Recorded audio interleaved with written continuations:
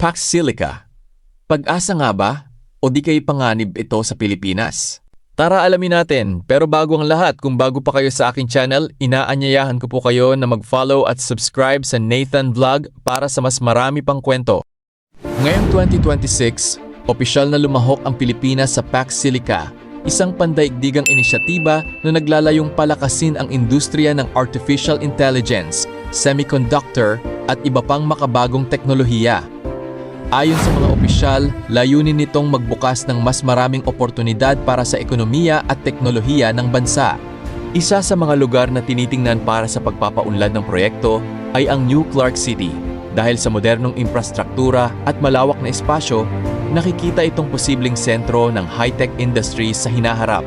Kapag naisakatuparan, maaari itong magdala ng bagong negosyo, trabaho at pamumuhunan. Ang semiconductor chips ang itinuturing na utak ng halos lahat ng modernong teknolohiya, mula sa cellphone at laptop hanggang sa sasakyan at artificial intelligence.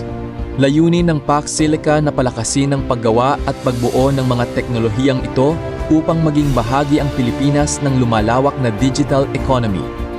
Mahalaga rin ang mga mineral tulad ng nickel at iba pang critical minerals sa paggawa ng baterya, computer chips at advanced electronics.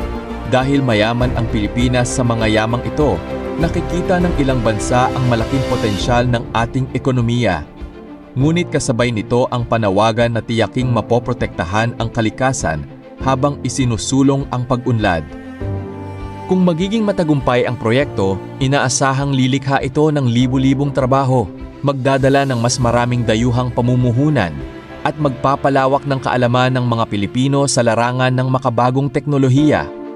Maaari rin nitong mapalakas ang industriya ng electronics at manufacturing sa bansa. Sa kabila ng mga inaasahang benepisyo, may ilan ding naglalabas ng kanilang pangamba. Kabilang dito ang posibleng epekto sa kalikasan, malaking pangangailangan sa kuryente at tubig, at ang tanong kung paano mapapangalagaan ang pambansang interes. Dahil dito, mahalagang maging bukas, responsable at malinaw ang pagpapatupad ng anumang proyekto. Ang Pax Silica ay maaaring maging isa sa pinakamalalaking hakbang ng Pilipinas sa larangan ng makabagong teknolohiya. Ngunit ang tunay na sukatan ng tagumpay nito ay hindi lamang ang dami ng pamumuhunan, kundi kung paano nito mapapabuti ang buhay ng mga Pilipino habang pinangangalagaan ang kalikasan at ang kinabukasan ng bansa. Maraming salamat sa inyong panonood. Kung nagustuhan ninyo ang dokumentary na ito, huwag kalimutang i-like, i-share at i-follow ang page para sa mas marami pang makabuluhang dokumentaryo.